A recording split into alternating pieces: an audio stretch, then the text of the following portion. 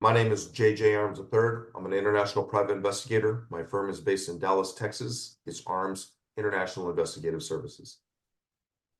So what's going on in Cancun and Tulum and the area that they refer to as the Riviera Maya in the state of Quintana Roo? The problem is you've got kind of a perfect storm happening down there now. You've got like a trifecta of things that are happening that are coming together and converging to create the situation that you're seeing now.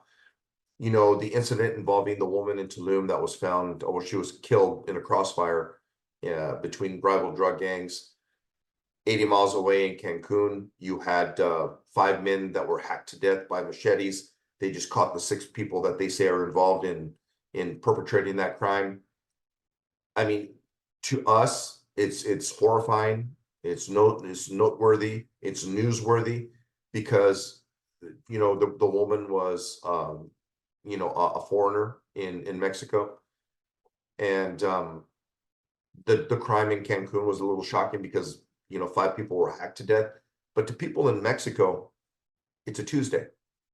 It's something that happens all the time. So it's disappointing. It's shocking to them as well, but it's not as shocking as it is to us. Because this is what's going on in throughout Mexico. This is not just a problem in the state of Quintana Roo, or the Riviera Maya, or Tulum, or Cancun. This is something that's happening throughout Mexico right now, and it's all because of the drug trafficking.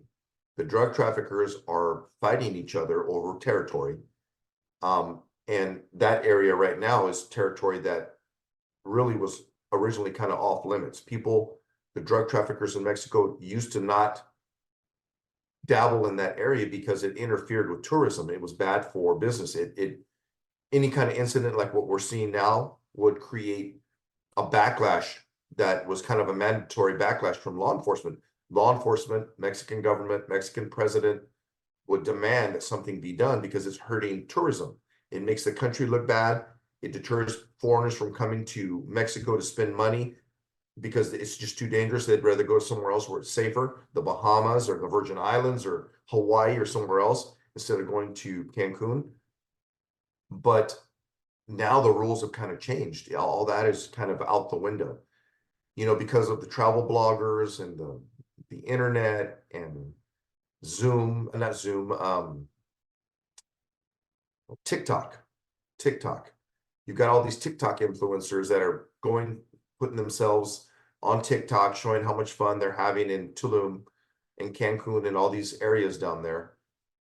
It's created a huge influx of people going to that area that were never going there before. Tulum used to be kind of it used to be kind of a best kept secret. Tulum was kind of one of the places that you went to when you were going to Cancun and you wanted an extra adventure. Like, where else can I go after going to see the pyramids in Chichen Itza? Where else can I go? And they'll tell you, hey, there's a little place down the coast, 80 miles away, called Tulum. There's some ruins there too. It's really cool. It's got a beautiful beach area. So that's how people used to find out about Tulum. Now because of all the people posting stuff on the internet and TikTok and everywhere else, they've built entire resorts there. There's Airbnbs, there's all kinds of infrastructure being put in. And now you've got 15 million people a year going down to that area that were never going before. That caught the attention of the drug dealers and the drug traffickers. Multiple cartels have people in place selling drugs to the tourists. I can tell you for a fact they're selling drugs out of the bathrooms in those tourist areas. And multiple cartels are fighting for that same customer base. We call them tourists. We see them as tourists. The drug cartels see them as either potential customers or potential victims. So in that area, you have 3 primary cartels and you have one kind of smaller cartel that is operating in that area. The primary cartel is the Sinaloa cartel. And then you have the Gulf cartel.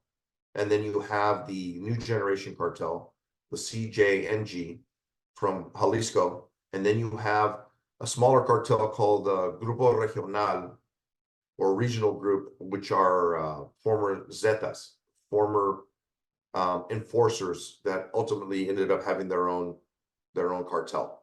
But those guys that fractioned off ended up with the Grupo Regional. They're also down there, all fighting for the same customer base and territory. One of the unfortunate byproducts of the drug wars and the drug trafficking and the drug cartels fighting against each other is inevitably some innocent person is going to get caught in the crossfire when they're shooting at each other. And this is exactly what happened to the woman who was killed in Tulum. There was rival drug traffickers that were fighting over the territory, and this woman was actually accidentally shot and killed in the crossfire. The 5 men that were found hacked to death in Cancun, 80 miles away, that's completely different. That is violence amongst drug traffickers between rival cartels. Whenever you have a killing like that, where it's a very public killing, and they leave the bodies to be found in the trunk of a car, inside a car, on the street, in a public place, hanging from a bridge, that's a message that's being sent from one cartel to another cartel saying, every time you send one of your men down here, this is what's going to happen to them. Send 5, we'll kill 5. Send 10, we'll kill 10. And that's why you have killings like that are very public and very brutal and very graphic, because they're designed to send a message to the rival cartel and to put fear into the populace. Going back to the conversation that we just had about, getting in a bar fight, and the different types of killings. So you get the girl that is an innocent person walking down the street, eating in a restaurant, laying out on the beach, and, there's drug violence, and you're caught in the crossfire inadvertently. And then you have the people that are drug dealers that have upset a rival cartel because they're working in that cartel's area. Those are intentional killings. And then you have the scenario that we discussed where you have a guy in a bar that gets in a bar fight with a group of guys that's in the drug trade, or his family or friends of someone in the drug trade. They make a call, that guy walks outside, they grab him and make him disappear. That is a very common thing that happens among border communities or areas where, the drug trafficking is prevalent. They're not trying to send a message. The guy wasn't caught in the crossfire. He just was in the wrong place at the wrong time and got in a fight with the wrong guy. Or he was hitting on a drug trafficker's girlfriend. That's all it takes, literally.